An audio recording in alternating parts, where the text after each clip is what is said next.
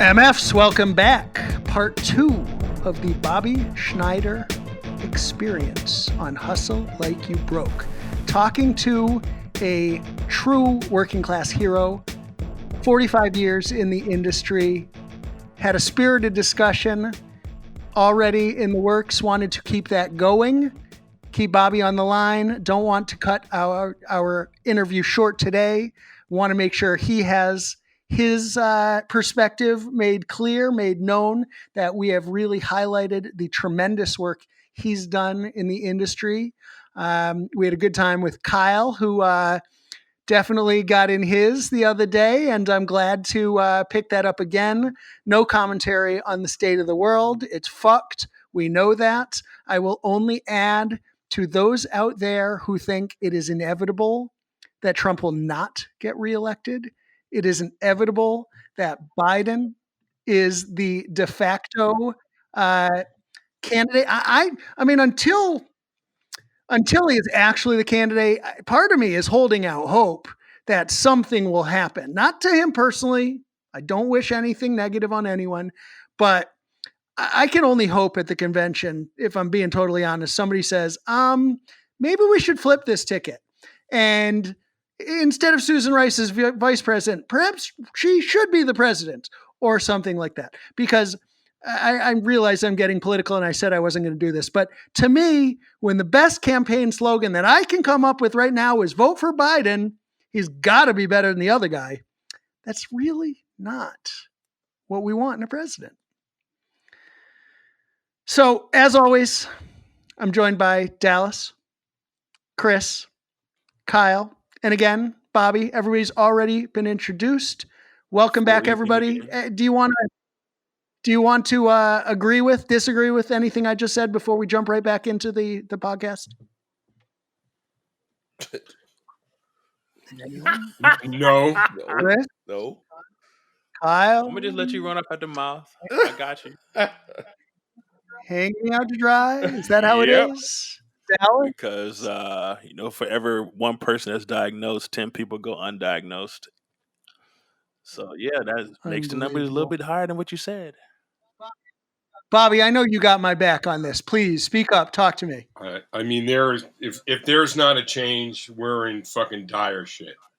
Quite honestly, I agree wholeheartedly. I agree with that. I mean, let's look at it like this. Let's say any of us walked into any building and had to deal with even 1/10 the idiocracy that prevails, that leads not only our show, but at the end of the day, show's inconsequential. It's entertainment. These are people's lives. I mean, everything we've worked for, everything we hope the world's going to be for our kids.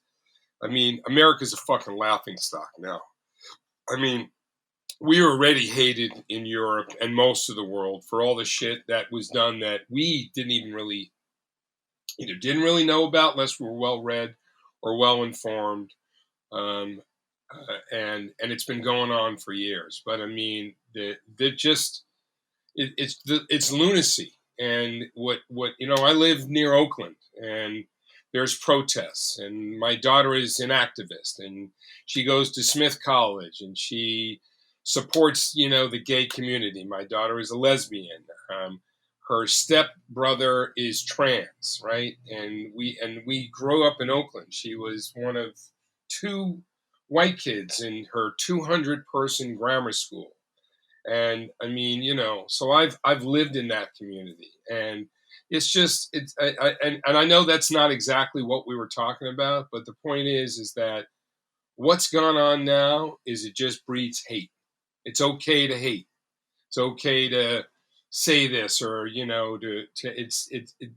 our humanness in this country is slowly being taken away by examples of not fucking caring. I mean, Biden might not be the best president. I mean, there could be numerous other choices. Younger, maybe, AOC or whoever. I don't know who the running mate's going to be, but if it continues the way it is, never mind COVID, who knows what will come next? So I'm very afraid for our country. I really am. I'm afraid for what we're used to, our way of life, because another 4 years, there could be so much more stripped away that, and it's just the dread that you wake up with every day, right? I mean, I tried to stop reading the news when, for a while. I don't know you guys, my sleep's interrupted most of the time. It's just kind of gotten normal, maybe because of the barrage of everything. But I wake up and I, I'm single now, so I mean, I wake up and I, might sit in bed for a little bit and drink that first cup of coffee, and I mean, it's very easy to fall down the hatred rabbit hole of what's out there to look at, and what's out there to hear about, and then the jokes about the guy that's the president. I mean, he's a fucking moron. I mean, it's being. If he was a stagehand, I would fire him, and it's not in the stage, and I don't even hire the stagehands. So I hope that answered your question. Enough said. Thank you, Bobby. Yes, I just hope that anything but Trump is enough of a motivator to get people to the polls. My fear is that Biden on his own is not. But we can leave that where it is. You've said, more than enough. I certainly appreciate it. We are of like mind. I hope all of us are, but won't speak for the rest of us. Where we left off the other day, and let's just jump right back in, we were talking about how we would build a show. And we were talking about the reopening. We were talking about clusters and teams of people that would help build it. We were talking about more local resources than before. And you had also raised an interesting question, Bobby, to Dallas, asking about what catering would look like in the absence of a buffet. I mean, Dallas, I let's ask you. I mean, are we going to go back to buffet style catering? I guess we could have asked Shelley Lynn this when she was on the program. But what do you think? Are we going back to catering the same way? Is it going to be different? How are we going to do this? How are we going to keep not just catering, but the backstage safe? I think that's a loaded question. I mean, we have venues that don't even have the appropriate amount of bathrooms back a house when you're just building a show, and that's a physical building that literally, I mean, not to name any, but there really are buildings that don't have the amount of bathrooms that should be available for those of us working back there. So that's a great question. I'd like to believe, we're hearing stories of people's temperature is going to be getting checked, walking into the venue, or some sort of health check is going to happen. So we'll presume that happens. And then let's say you're live and in the back of house area. I mean, obviously, we're probably going to have even more limitations on who can be there.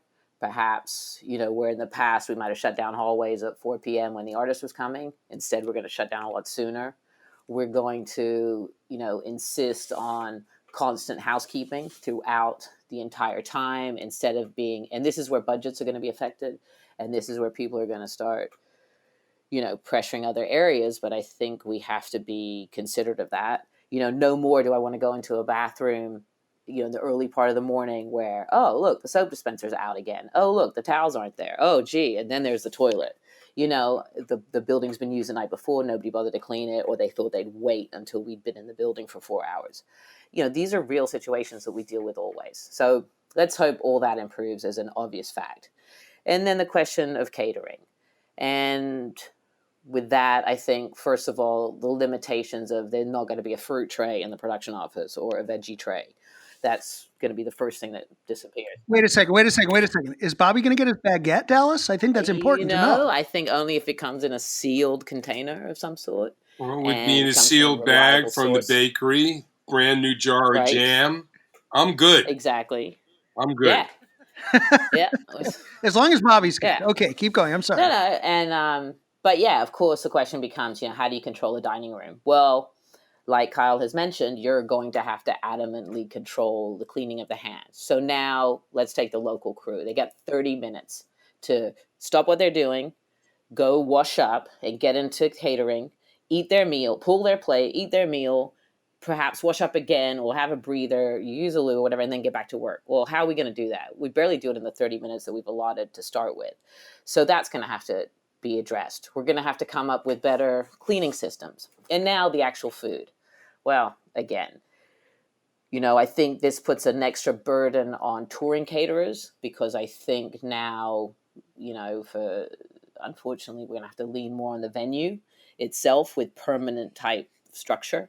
Obviously, plexiglass is going to be your friend. Perhaps, there's going to be, if we're serving food in restaurants, we obviously can serve food in this environment, but I think it's going to lean more, sadly, on the actual physical house catering, which is already normally compromised. As we all know, it's not the best food. And I think it's going to make touring caterers that a real challenge as we move forward with this. But I think in there, and then you're going to have to deal with the municipal health codes, and every jurisdiction is going to be different. Blah, blah, blah, you obviously, and then the whole thing of disposable cutlery, maybe disposable plates, that becomes more expensive again. All these things add up. But I think that's in a nutshell. And then I think also let's think about showers, and let's also think about, at the end of the day, we've loaded out. We're now, crews are trying to get a towel. We need to make sure we're going to have to put the burden on the venue to provide really clean towels. Where in the past, we all know there's a kind of an interesting rate of towels. Not my towels. Not your towels, of course. No, never your towels. But, if rock and roll laundry, everybody, rock and roll laundry. If you're depending on the venue for towels, it's definitely different. But Dallas, isn't it not just the towels? It's also the cleanliness of the showers themselves. Absolutely. I mean, nobody wants to be one of the last people to shower in the venue. I think if the tour can afford it, one thing is that you would have some. If the tour can afford it, somebody will be appointed, and if it couldn't afford it, somebody would probably be appointed as a health officer. I think there needs to be some training done and available to people like myself, like Christine. That we, as much as we usually work on common sense, which it doesn't really seem the rest of the fucking world does. That, for what do you mean we can't use that bathroom? I mean, we've had to do all kinds of things. I mean, and you have to deal with the physical space. It is what it is. It's not, sometimes it sucks, sometimes it doesn't. It's going to be more important. And you have showers, towels, and the buses. I mean, the buses are talking about putting sanitizers on the roof, removing, I don't know if they're going to remove air conditioners or whatever, but I mean, they're talking about doing. No, they filter it through the air conditioning or something, right? They sometimes sanitize the air through the filtration. What are we breathing there, people? But the truth is that here's the one thing. The one thing is that we as a group of touring the way we usually do, and we have all worked on some big tours, no tour like that is really going to be able to move, I don't believe, truly, until there's some kind of vaccine or some kind of decline to where either there's, hurting or, people are not continually getting sick, because you can do it another way, but you're going to be very limited to how many people you can travel. There has to be hard decisions based on,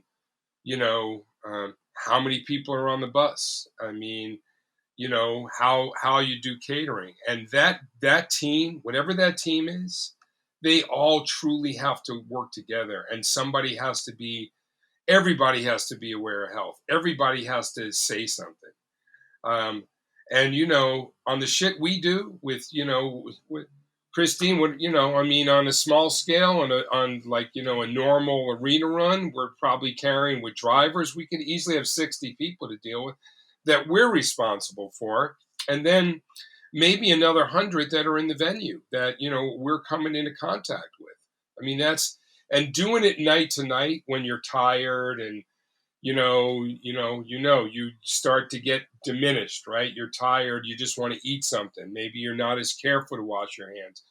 The environment we're in with this, and you don't want to call it a spike, Kyle, don't call it a spike, with a lot of fucking people getting sick and people getting sick from each other through contact, because it's proven that most of the way you get sick is direct contact inside for a prolonged amount of period.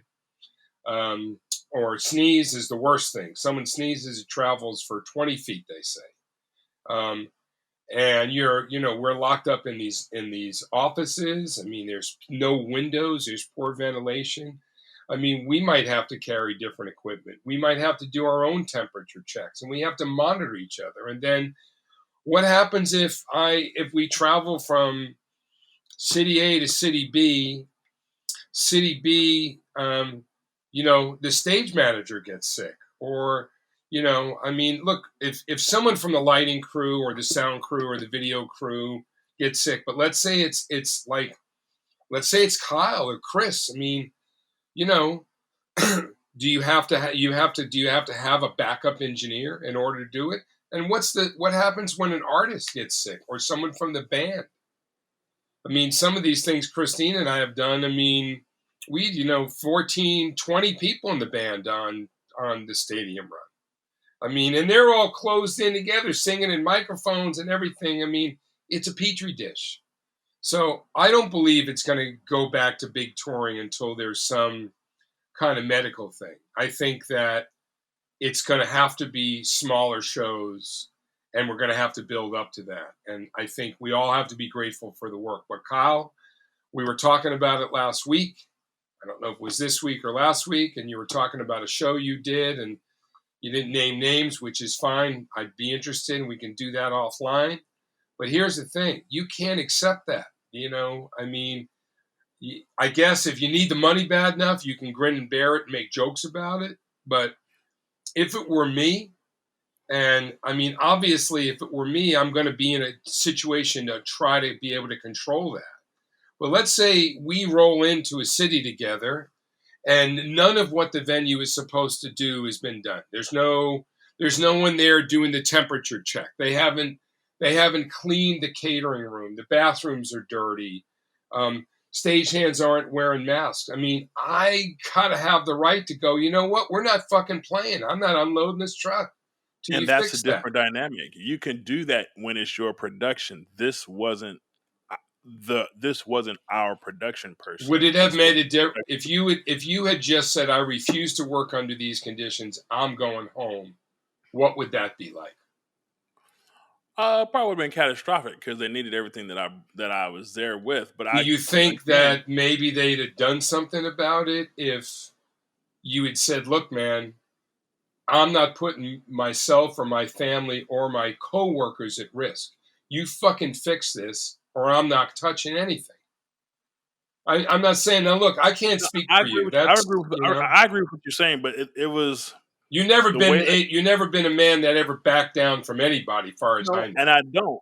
But this, I made light of it with the person who was supposed to be doing it, and he still never did anything. So I'd expose that shit, man. I was like, You might not want to tell me who that is because I'll probably expose. We talk off air. I mean, we'll talk off air. You'd be like, oh wow, okay. Well, I'm just saying. I mean, look, let's not even talk about the past because obviously can't do anything, and I wasn't there. I can just say that all of us, whatever we go into, we've got to establish guidelines that we're a team. We all have to agree on them. I hope that my little group is going to go back to work sooner than any of the big, and they don't do really big stuff.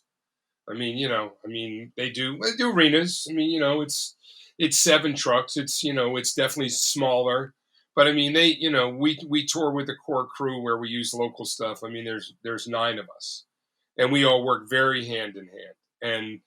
And for me, I mean, I would accept nothing less. I mean, I know with that group that if I called the manager and said, "Look, I just got here, and there's no one doing temp, and they're not doing this, and they're not doing that, they're not doing that, and I'm not unloading the truck, and don't bring the band here," he would be, "You're right."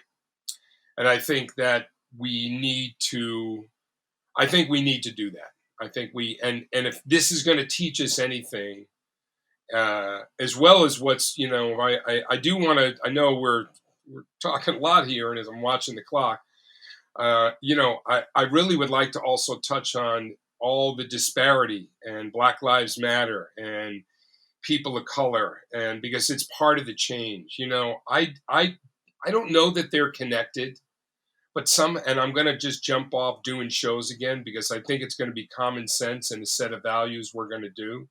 But I think that our set of values needs to be reinstilled. I think COVID knocked everyone the fuck out, and people realized that shit could go away really quickly. And everything they depended on and believed was like, oh shit, a flu can just do this? Yeah, I mean, Mother Nature's a motherfucker. And then people started getting pissed off. And I truly believe that the fact that people have had some time to think about their lives and work from home and homeschool their kids and not have any money and see what's going on in Washington, and hopefully it makes a difference in votes, definitely brought some unity to America and Black Lives Matter. And I mean, I got to tell you, I've been Kyle, you're a black man. Chris, you're a black man. Christine and I have worked for primarily hip hop and black artists, black bands. And you know what? I thought that I was different because I had spent enough time, but I realized that I didn't know shit. And that it is, I am about to put together a webinar on this where I'm going to have, people from that have worked in this community that are white, and people that have, that are black, that already work in their own community in music and touring, and talk about, how that all unfolds and what we don't even talk about. We are friends, Kyle and I, we're happy to see each other and we work together, we share a laugh, but we create on the road for the most part a military friendships. I mean, it's a friendship of necessity. Not saying that that's a bad thing and it doesn't carry through and it's no less meaning, but the truth is we don't live next door to each other. We don't talk every day. I mean, maybe we would if we lived next to each other. I don't know. The point is that it's brought about other change, and it needs to unfold itself. People need to recognize that is also part of it's our industry. I mean, the music industry is a fucking lily white. And I mean, most of them were white rock bands. I mean, so I understand how it started. But that needs to change. And believe it or not, COVID may have a silver lining. Maybe it's made people a little more human and a little more caring. And because maybe people got finally pissed off enough and said, I'm human. You're not going to treat me like that. And other people that maybe had just been recognizing it mildly now are going to do something about it. And to me, that's the forefront. And now we're going to go back to work. And hopefully we have developed a better respect for each other, a more empathetic, just a matter of being, and just to be kinder, because it will get things done. Because, the minute we go back on a building and we start arguing and we're expecting the worst, and and that the stress levels rise up and we're still sort of fighting possible COVID and tempers are flaring, we already live in an unhealthy environment. And for me, I want to change that. That's what I aim to do in touring now for myself. I mean, I'll bring something up. I mean, and Matt knows about this, and we had this conversation. Matt, we all work together on Kendrick. Dallas wasn't touring with us at this point, but Dallas knows this is how I try to work. I really tried to create an environment where people had enough time to do what they wanted. And I really wanted to prove by doing that, right? And by treating people, getting people sleep, people eating properly, staying in a little better hotel where you can afford it, and just caring about people, right? Just actually giving a shit that the work was better and that it would be more efficient and that people would be happier and the show would be better because the artist would walk in and people would be smiling and not arguing, not backstabbing, right? And people have a better day. They sleep better. Maybe they eat a little better. All of this unfolds, and I mean, it sounds a little hippie-ish and a little utopian, but I don't give a fuck. I mean, it's the truth. And that's where we all have to go now. That needs to be at the forefront of what we do, because we're never going to beat what COVID has brought to us. We're never going to beat racism and what that's brought to us unless we all recognize that this is all part of the big picture. Do any of you understand that maybe there is a created connection between a pandemic and now what's going on with social justice? Do any of you agree to any? I'm just interested in what your opinions are. I'll jump in on that first, and I will say that I've actually used a phrase on this podcast, and I've joked with a few people that in the reality of this world is that COVID-19 is a pandemic, just as the treatment of Black people in America is also mistreatment, rather, is a pandemic. The real pandemic in this world is ignorance. And I think that's what ties it all together, in my opinion. Ignorance is the real pandemic. The way we have treated this COVID-19 in this country, or mistreated, the way we have treated or mistreated, Black people, the way we have historically mistreated women, it's all born out of ignorance and fear. And that's what I would say to that.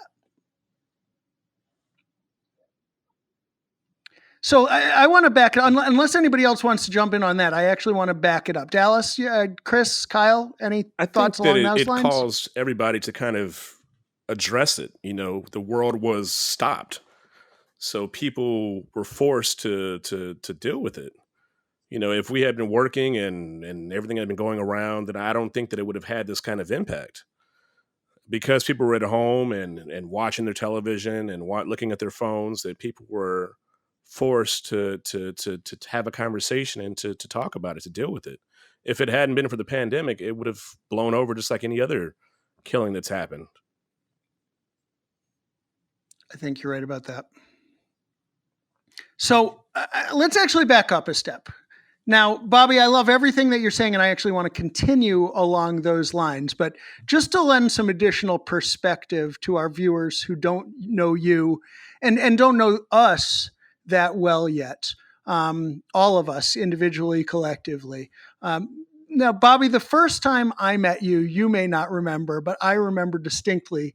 It was a Third Eye Blind show at Babson College, and I don't know what the circumstances were exactly, but within 30 seconds of meeting, you said, we need to have a conversation. And you pulled me up onto your bus, and you and Steven sat there grilling me for like an hour, or at least it felt that way, about the way that this show should go and what you wanted to see happen. And that was literally the first time I met you. And I was like, wow, this guy is a fucking ball buster. But I came to appreciate, of course, that you have expectations. You have a certain set of expectations of how you want things to go and the way you want to work. And I remember later, as I was looking for a production manager to bring on board for Kendrick, I was talking to a friend about a couple of people, and he said, what about Bobby Schneider? And out of curiosity, I didn't see this in your bio, but did you work with Jane's Addiction at a certain point? Yeah. You did. Okay. I think that's missing from your CV, or at least I didn't see it, because Jane's is my favorite band of all time. Little something about me. And and absolutely. And I remember talking to this person. He said, what about Bobby? And I said, my God, every time I've ever worked with him, the guy busts my balls. And he's like, maybe, but I provided some equipment for a show that Jane's did in Baltimore not long ago. Bobby was with them, and it was the smoothest load in and load out I have seen in a long time. And it got me thinking, okay, might be different circumstances if he's my balls as opposed to busting my balls. And my point being, you have, as we've discussed, done so many of the jobs involved in coming up as a touring guy. You have been hands-on in your approach. You've obviously evolved as a human who has admitted already on this podcast that you are perhaps less aggressive and more zen in your approach now. But you also have very high standards. You're conscientious. You talk about the importance of Black Lives Matter and the connection between, what's happening there and our industry. And I think it speaks to a larger whole. So as we're talking about reopening, I mean, let's be real now. Let's be positive and say that we're coming back.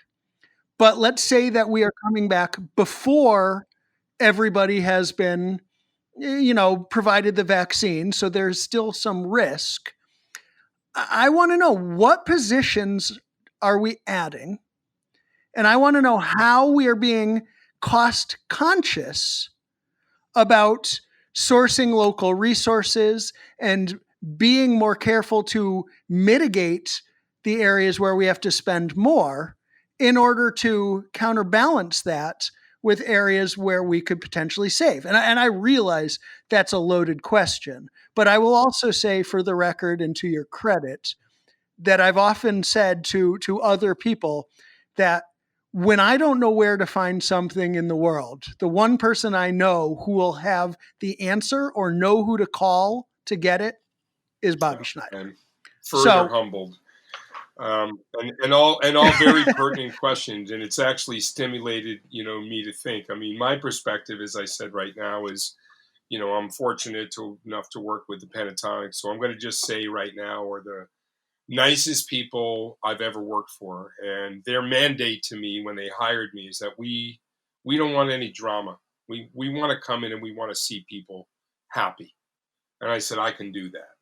So I've thought a lot about how this might unfold. I honestly do feel that touring with 18 trucks and 10 buses or 6 buses or whatever it amounts to, and that many people and that many stagehands will be the only way that could happen possibly is if there was a setup day everywhere, because you would have less people interacting with building the show.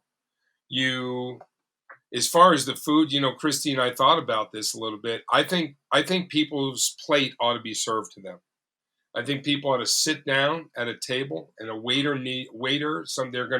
they'll get a choice on what to get.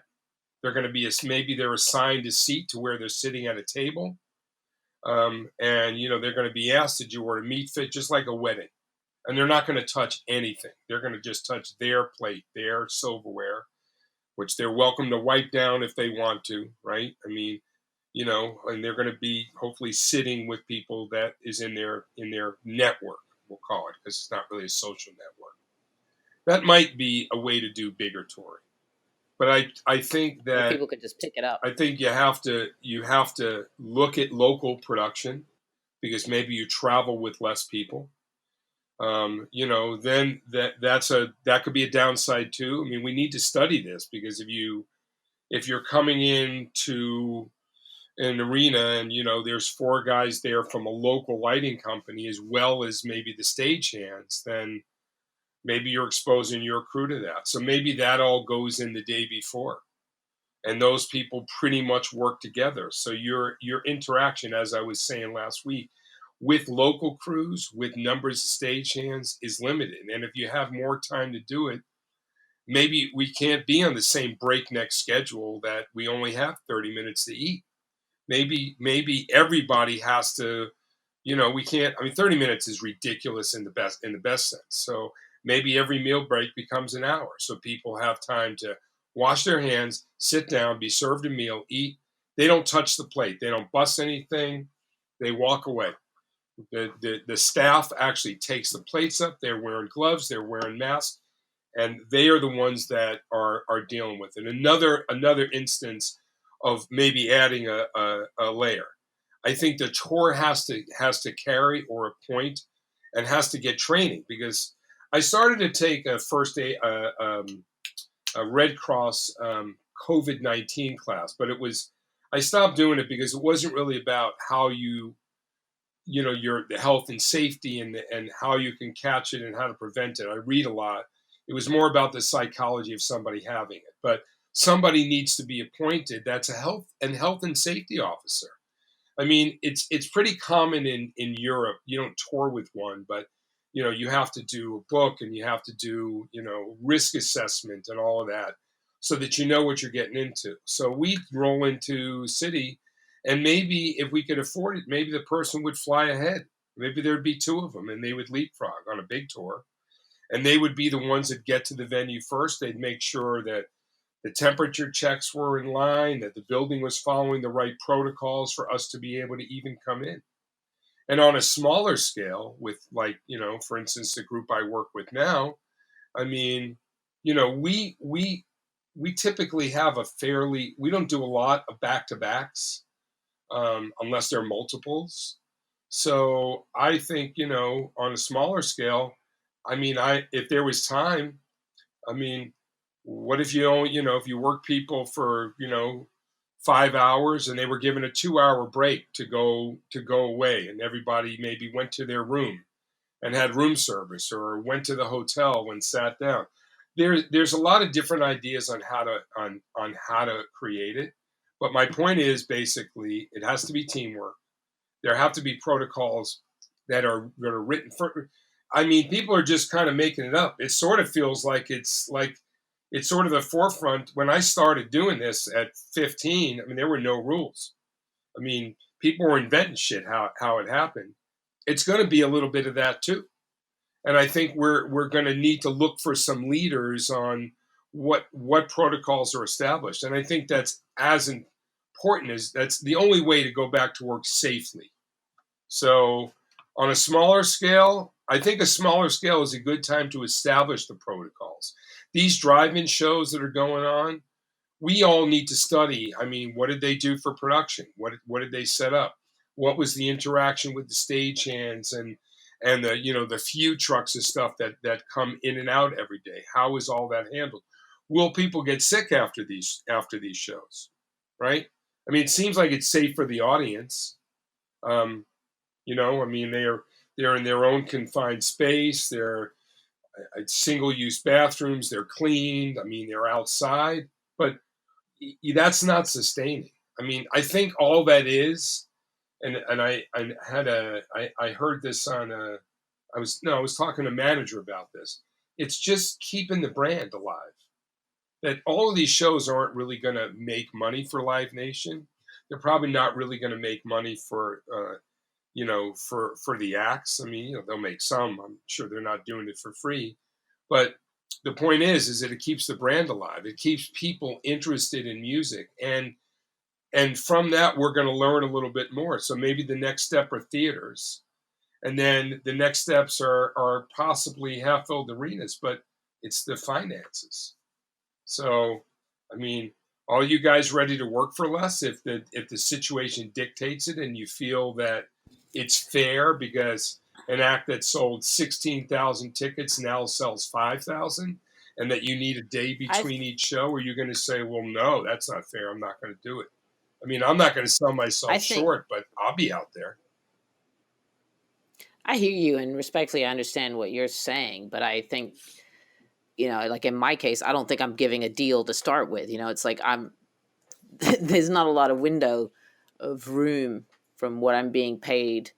Why should I have to forfeit yet again? I think we need to find other areas to save money, not save it off the backs of the crew.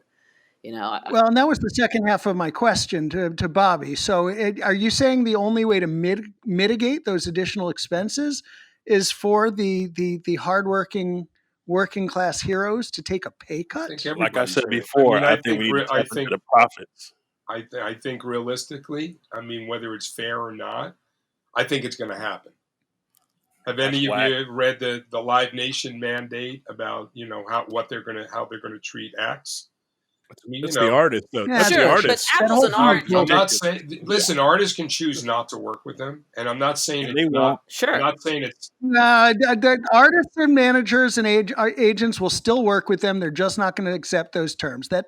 I'm sorry. That we can talk about that all day long, and I was planning on never bringing that up on the podcast. But the reality, in my personal opinion, is that was a bluff. It was a smokescreen. It was written for. I mean, it was written with the best of intentions, but it was also written for stockholders. It was posturing Yeah, it at was its keeping the brand finest, alive. and I don't see. I said it What's was that? also keeping the brand alive. Maybe, but they've already started backing off of it. And, agents are already saying, no, just because you say that doesn't mean that that's the deal that I'm going to bring back to my client. And I'm sorry. Oh no, I'll no, shut no! up in a Listen, second and you can keep I'm going not. with your point. I'm in I no don't see way. that I'm as, in no way saying that is going to be the protocol. My point is that things are going to change, right? And I'm so not well, let saying me I'm ask you not this saying then. it's fair that any crew member, myself, you, anybody in this call, any of the listeners take a pay cut. My point is that to a certain degree, if I'm doing less work, if I'm doing a smaller tour, if I understand the economics of it are different, and I'm offered a reasonable, I make shitloads of money sometimes, and sometimes I make less money, and it all depends on the size of the tour. If I go and do, a smaller theater tour, I'm going to make less than I do a stadium tour. So I'm just saying that the economics may or may not change. I knew Live Nation wasn't going to keep that protocol all the way through. I mean, no one's going to, and a lot of that was written for festivals, and in the end, it's sort of changed from its altruistic view of everybody getting back to work. I'm just saying that we're going to see changes. We're going to need to add people, as we discussed, and I don't think it's fair that everybody's going to take a pay cut. But I do believe, to start with, there's going to be a little less money on the table, because I think acts are going to I make think that less you're right money. about all. I think you're right about all that. And again, I think that's all of us are and should be resistant to the extent that we can band together, which does beg another question. I do want to ask you about, and you referenced the need for, select, individuals to step up and kind of roll out certain regulations or what have you, or alluded to that point. I am curious your thoughts on whether there should be more of a quote unquote governing body, whether there should be some sort of unionization, whether there should be some actual standards and practices and not just best intentions. I told Jim Digby point blank that I agree with and align with philosophically most of what they are saying, if not all of it. But it begs the question, are these best practices? Are they, as he would say, reasonable practices? Or are they just nice thoughts? Because at the end of the day, it takes the promoters, the managers, the agents, the production managers, the tour managers, and every single person on the tour to subscribe to the philosophy, or it's just a good idea that didn't actually come true. Just as in Kyle's point, So it's just a good idea. And exactly. I'm So what do really we glad do? you asked me about that, because part of the conversations, and this has been on Facebook, so it's and I don't know really completely where I stand on it. So I don't agree with it nor disagree, but I'm in conversations of a younger set of crew, not people my age, have talked about creating a union and working under IATSE. And part of it is to make sure that protocols that are supposed to be followed are followed, and that they have someone to go back to, right, if there's a problem. And it's not so much of trying to, people need to be paid fairly all the time. So I just want to state that, again, I never said people should be working for half the money. I'm just saying that there may Cut be into the changes. profits, not into people's pockets. Kyle is of the impression that these artists are still be making bank in the multiple millions, which in some cases may be true, but in others may not. So just to clarify his position, he's saying if an artist was going to walk home with 10 million, they could still walk home with 8 or 9 million and pay They everybody the could, same. but they all won't, and you know that. And you have a choice of whether you want to do it or not. And people have to. That's so part of what their union is talking about is creating a chapter that's touring personnel, and you would pay some dues. You would be able to get health care. You would have an arbitrator if you needed something like that, and there would be some protocols, because what's going to happen, just like it happens on other tours, most of us on this call are blessed with not having to travel in a van. I've never traveled in a van on a touring thing. I mean, I've done my own truck driving and all of that, playing clubs, but I've never had to travel in a van, sleep, 4 or 5 to a room or do anything like that. I mean, no idea what that even would be like. But the less a tour has money, the more corners are going to start to get cut. And that's just the truth. And unfortunately, I think the smaller tours are going to be sort of the first ones that are back, because there'll be less people and there'll be clubs, and they'll be easier to take advantage of some of those acts. And I think that having some guidelines to follow is not a bad idea. Having health care, making sure you're paid a living wage, knowing and having enough of a nucleus of people that are all on the same page, and say, no, we don't do that. You can't hide. We can't do that.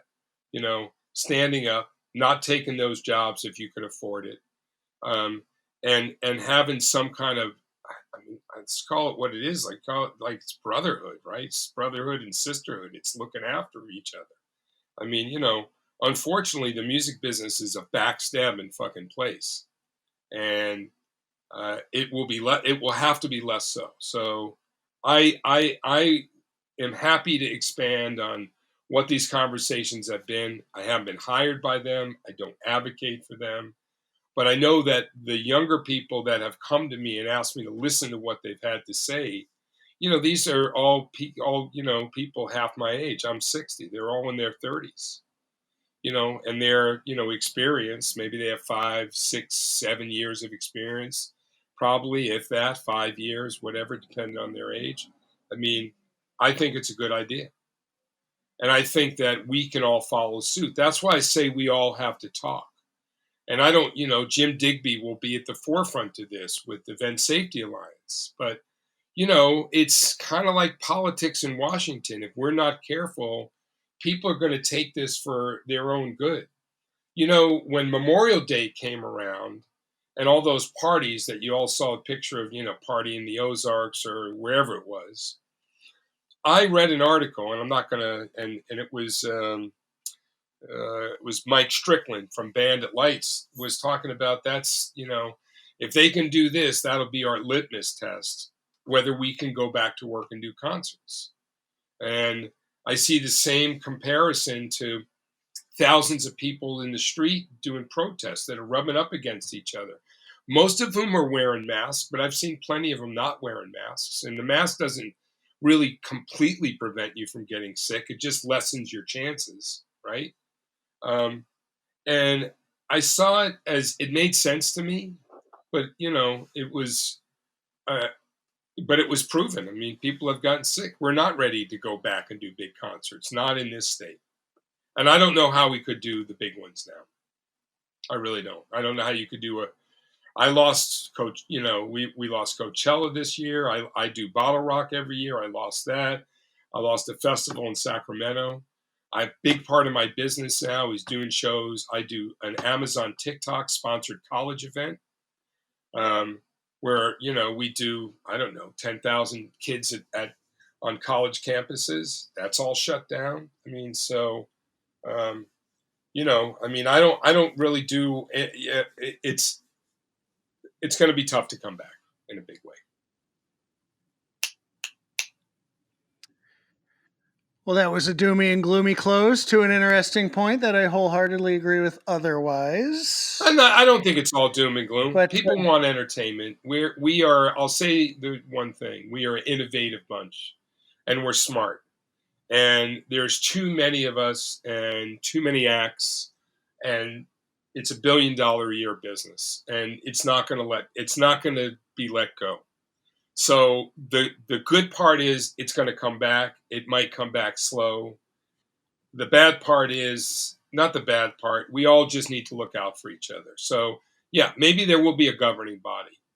Matt, maybe you're you're an influential man. You're smart. Maybe you'll be at the forefront of it. I mean, someone's got to take the reins because we can't all follow. I don't feel like we can all follow what a company says. I think we have to look out for each other as the road crew, because that's the level playing field. Well, I appreciate that. I agree. And I won't even speak to the concept of unionization myself, but I do agree that there should be a panel of experts that offer reasonable guidelines and expectations that are implemented and become the norm and become the standard, and venues sign on and agencies sign on and promoters sign on and have representation so that everyone can once, twice, 3 times a year come together and say, this is what's happening and this is what we got to do about it. And this is how we want to move forward. And it can include some of the usual suspects, but it needs to include new ones too, because there's a certain point at which people are tired of hearing from the same people over and over again. And we have to make sure that the views that are represented are balanced and are respected, and that people are actually willing to share and compare new ideas instead of just patting each other on the back and regurgitating the same ones and stuff in their pockets. I think, Bobby, you said earlier, those that will take advantage, treat it like Washington and politics.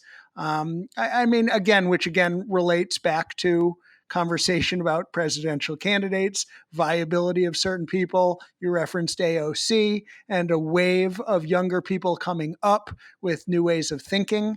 And all of that needs to be considered and embraced and discussed and figured out a way that we can move together in common cause. I think this is the start.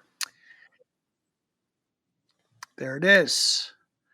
Well, Bobby, I think now is a good time to start winding down. I do think we could go on for another hour or more. I absolutely would encourage you to come back, welcome you to come back, would encourage you not only to come back yourself, you could bring somebody with you that you think we should be talking to, and we could create a panel of sorts and advance these conversations. Just thoughts to put into your head. The wood's already burning. I already have a couple of ideas. I've thoroughly enjoyed this. You've given me a platform to speak freely, have a little bit of humor, a little bit of love. Just want to say one thing. Tomorrow is my daughter Sophie's 19th birthday, and happy birthday! I never would have even imagined. Happy birthday, Sophie! Happy birthday, Sophie! Thank you. And she is a source of incredible wisdom that she gives me. The little activist hippie that my daughter, my girlfriend's also an activist. Well, that's great. Hippie, well. So. Well, Bobby, before we go, you know that we have our series of quick hits that we always ask. You just gave a shout out to Sophie, and I wholeheartedly appreciate though I may ask you again about any parting shots. But first, real quick, your first tour, who was it? First real tour, like leaving the country, was David Bowie. Although I had worked for a number of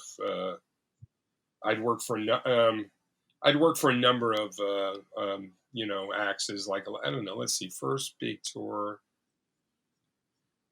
I'm just going to go back and think. I don't know, first national tour, leaving Boston, was Robin Lane and the Chartbusters in the late 70s. Copy that. Now, We've asked a number of people about their favorite tour, and most of them refrain. They don't want to disrespect anyone. They don't want to come clean. So I'll give you the option of telling us about your favorite tour. But if not, I would ask you to tell us about a highlight. If not the single best moment, a great one that you feel like we should hear. Well, it's for me, hands down, the answer is the same tour, and I'll tell you the quick story. I was 19. I was the drum roadie, and I would never call myself a technician. That didn't exist those days. On David Bowie's Serious Moonlight Tour, it was by far the best learning experience, the most I was exposed to. It just cemented the beginning of my craft for me. And the final night of that tour, the best story, I'll probably start crying when I talk about it. December 7th, I believe, and I don't know if I have the date right, it could be the 8th, is the anniversary of John Lennon being shot and killed in New York, and I was a block away when that happened. David Bowie did Imagine in Hong Kong on the last night of the tour. And the emotions in that building, there were, 12,000 people in the building. The emotions in the building ran so high that as they started to play it, and he told the story of the last time he had seen Lennon was in Hong Kong at the market. And they started playing this song, and people started crying. First, the band started crying as they were playing it. Then the whole crew started crying. And then the audience was completely in tears and stormed the stage. And the Chinese police just gave up. They just stood back, didn't just let it happen. No one got hurt. It was the single most emotional moment I have ever, other than, I've had some other good ones, but other than my daughter being born, that was it. And that will forever be special to me. That's a good one. I like that. So, if there was any one thing about the industry you'd like to see us do better, what is it? Show compassion.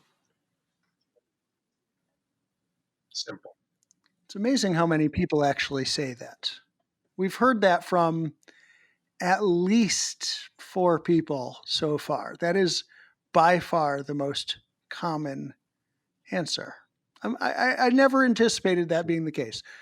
Do you feel like we are not compassionate to each other? Do you feel like can you be a little more specific out of curiosity? Let's just let's look at when you and I worked together and how our hands were tied for some what I felt were basic human needs often, and I felt there was a true whatever kind of attitude about a lot of things. And I think that it put both of us often in situations which were not good. It doesn't take much to be kind to people. It really doesn't. And it will get you leaps and bounds. And listen, man, I've had a contentious life. I've been fired plenty of fucking times. I argued with people. I'm stubborn. I was an asshole. I came across because I realized I had a big lack of self-esteem. And because I was the youngest kid for the longest time, I always felt I had something to prove. And it wasn't until I realized I had really nothing to prove that and kindness prevailed. And yeah, I think it's starting to change. But I think it was brought up earlier that showing compassion because it's the cool thing to do, or having a benefit because it doesn't fucking absolve you of being a dick. So just don't be a dick. That's it. I never want anyone to say Bobby Schneider was a dick. And people said that for a long, long time. And you know what? I meet people now, I might say something to them like, hey, I remember you from, and for a while I used to ask them, did I yell at you? And if they said yes, I'd say, I'm sorry. If they said no, you're okay. I thought, okay, that's one person I didn't yell at. So yeah, I think it's a hard knock industry, and people are greedy. People are power hungry. Unfortunately, a lot of times people work for big artists and feel they're entitled to stuff the artist doesn't even feel they're entitled to.